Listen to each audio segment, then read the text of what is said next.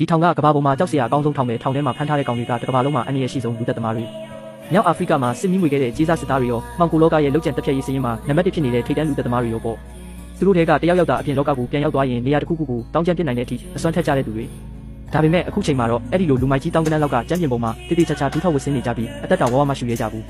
သူတို့ရဲ့ရှေ့တက်တဲ့မှာတော့မျက်နှာပေါက်တန်တန်ပြန့်ပြန့်နဲ့လူငယ်လေးတစ်ယောက်ကထောင်ပိုင်ကြီးထိုင်နေကလပ်ထိုင်ပေါ်မှာပြင်းပြင်းတွဲမိထိုင်နေတယ်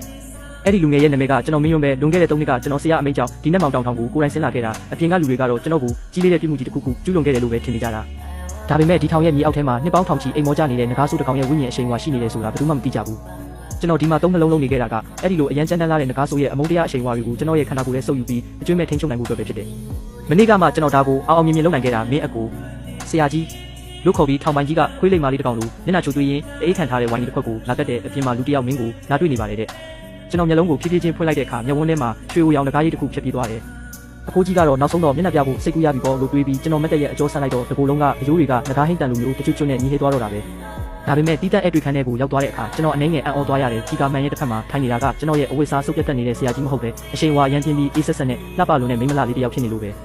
အဲ့ဒီအမျိုးသမီးကနေကမျက်မှန်ကိုချွတ်လိုက်တော့ပြစ်ချက်ရှာမရအောင်လှပလုံးနဲ့မျက်နှာလေးပေါ်လာတယ်ဒါပေမဲ့သူ့ရဲ့လှပတဲ့မျက်ဝန်းတွေထဲမှာတော့မထင်မှတ်တဲ့ဆက်ဆုပ်ယူရှာမှုတွေနဲ့အထက်စီးဆံမှုတွေကအထင်ရှားပဲသူကကျွန်တော်ကိုခြေဆုံးကောင်းဆုံးတစ်ချက်ကြည့်ပြီးကျမနာမည်ကဆူနေရွှေဆွစ်ပီယူရဲ့အခုလက်ရှိဥက္ကဋ္ဌပဲပြီးတော့ရှင်နဲ့ဆစ်ဆက်ထားတဲ့သူတို့သမီးလောင်းလည်းဟုတ်တယ်လို့ပြောလိုက်တယ်ကျွန်တော်မျက်ခုံးလေးနည်းနည်းပင်သွားပြီးအဖိုးကြီးလွန်ခဲ့တဲ့တွေကကျွန်တော်ကိုပေးခဲ့တဲ့အထိမ်းအမှတ်ပစ္စည်းချို့ကိုတတိယသွားတဲ့ဆူနေရွှေကသူ့အိတ်ထဲကနေချက်လက်မှတ်တစ်ခုထုတ်ပြီးမှုံအောက်ကအပေါက်လေးနောက်ကိုတွန်းပို့ပေးလိုက်တယ်မင်းရော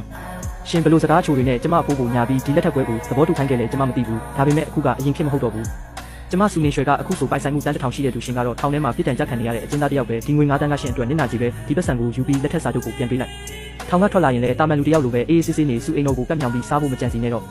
ကျွန်တော်အဲ့ဒီချက်လက်မှတ်ကိုကြည့်ပြီးတကယ်ကိုရဲကျင်သွားရတယ်ငကားဆိုးရဲ့အရှိန်အဝါတွေကိုအကျွမ်းမဲ့ထိန်းချုပ်နိုင်ပြီးတဲ့နောက်ဒီလောကရဲ့စီစဉ်ချမ်းသာတွေကကျွန်တော်အတွက်တော့လေထဲကတိမ်တိုက်တွေလိုပဲဘာမှမဟုတ်တော့ဘူးတကယ်တော့ကျွန်တော်ကိုယ်တိုင်လည်းထောင်ကထွက်ရင်စစ်ဆက်ပွဲကိုအရင်ဆုံးသွားဖြတ်ဖို့စိတ်ကူးထားတာဘာလို့လဲဆိုတော့ငကားဆိုးရဲ့အရှိန်အဝါကခုမှအားကောင်းကစားမှုလို့တာမန်မိန်းကလေးတစ်ယောက်နဲ့သာအတူရှိနေရင်အဲ့ဒီမိန်းကလေးရဲ့အသက်ကိုတော့အနေနဲ့ပြုနိုင်လို့ပဲကျွန်တော်ကမင်းထင်ကြီးလို့နေပြီးငါကမင်းတို့စုအိမ်တော်ရဲ့ထမင်းကိုစားဖို့ဘယ်တော့မှစိတ်ကူးခဲ့ဘူးလို့ပြောလိုက်ပြီးတကားဝါကထောင်ဆောင်ကိုလှမ်းခေါ်လိုက်တယ်ငမီးနားကူတင်အောက်ကတစ်သားတစ်တာလေးတွားယူခဲ့ပေးစမ်းထောင်ဆောင်ကလည်းအဖိုးတန်ဆန်ကူတစ်သားတစ်တာလေးကိုလိုလိုတေတေနဲ့ကင်ပြီးပြေးဝင်လာတဲ့တစ်တာတွေကကြောက်စိမ့်ပြားတပြားချင်းစီရဲ့အောက်မှာဝါချင်းချင်းဖြစ်နေတဲ့လက်ထက်စာချုပ်တွေရှိနေတာပေါ့ဆူနေရွှေကမှန်တစ်ဖက်ကနေလှမ်းကြည့်ရင်းနဲ့စာချုပ်တစ်ခုပေါ်မှာချူရှင်းဝမ်ဆိုတဲ့နာမည်သုံးလုံးကိုဖြတ်ခနဲ့မြင်သွားတယ်ချူရှင်းဝမ်ဆိုတာကျဲစင်ပင်လယ်ပြင်ဒေသရဲ့အချမ်းသာဆုံးသူချေကြီးချူကျန်ပန်းရဲ့တူးလေးတော်သမီးလေးကျဲစင်ပင်လယ်ပြင်ရဲ့စီးပွားရေးလောကတစ်ခုလုံးကအတိမတ်ပြုထားရတဲ့ထိပ်တန်းအထက်တန်းစားမိန်းမလေးပေါ့ဒီတစ်ခုကမင်းတို့စုအိမ်တော်ကဟာယူသွားလိုက်တော့ဆူနေရွှေကရင်ထဲကထိတ်လန့်မှုကိုအတင်းကျပ်ဖိနှိပ်ပြီးအဲ့ဒီလက်ထက်စာချုပ်ကိုချစ်ချစ်ပါအောင်စုပ်ကိုင်လိုက်တယ်ဒါပေမဲ့သူ့မျက်လုံးတွေကမထီမဲ့မြင်ပြုမှုတွေကပိုပြီးတော့တောင်ပြင်းထန်လာပြီးမင်းရွန်းရှင်ဘာပြစ်မှုနဲ့ထောင်ထဲရောက်နေတာလဲအချမ်းသာဆုံးတထေးကြီးရဲ့သမီးလက်ထက်စာချုပ်ကိုတောင်အတုလုပ်ရဲတယ်ပေါ့ရှင်ကဒီလိုနီးလန်းတွေနဲ့ရှောက်ပြီးလိန်စားနေတဲ့လူလိမ်တယောက်ပဲမဟုတ်